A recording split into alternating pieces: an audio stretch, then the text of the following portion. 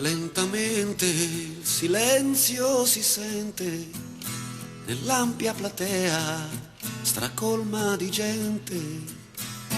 È il momento che tanto hanno atteso, col fiato sospeso aspettano me. In quell'attimo che ci separa mi passa davanti la vita mia intera. In quell'attimo che sto per uscire mi sento morire, so anche il perché. Poi l'annuncio così familiare mi viene a svegliare e batte il mio cuore. Sottoterra vorrei sprofondare, ma non c'è più tempo, sono io, devo uscire. Un boato, la gente è già esplosa, qualcuno mi porta un fascio di rose. Dolcemente il silenzio discende nell'ampia platea stracolma di gente. Circondato dal raggio di un faro, mi sposto sul palco col passo leggero. Piano piano si scioglie il terrore ed il batticuore calmandosi va.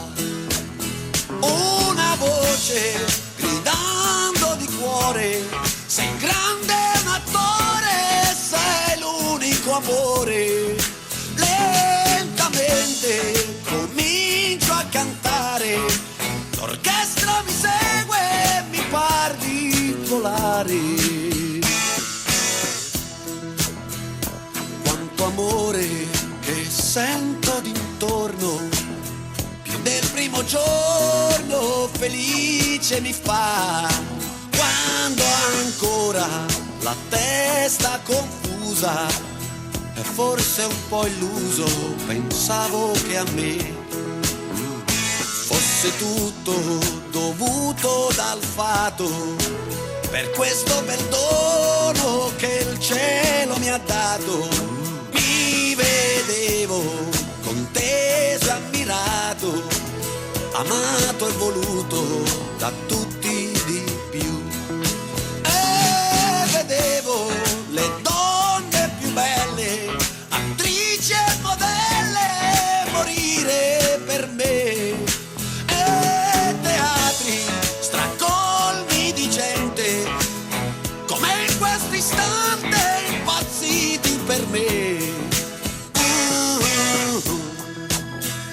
Che stupenda, che grande emozione, sentir che in quest'ora io sono il padrone della folla estasiata che scruta ogni piccolo gesto, ogni piccola nota.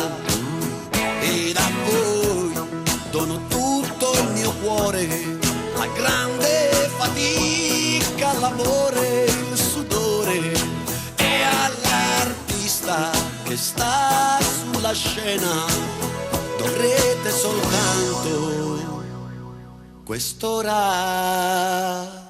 serena.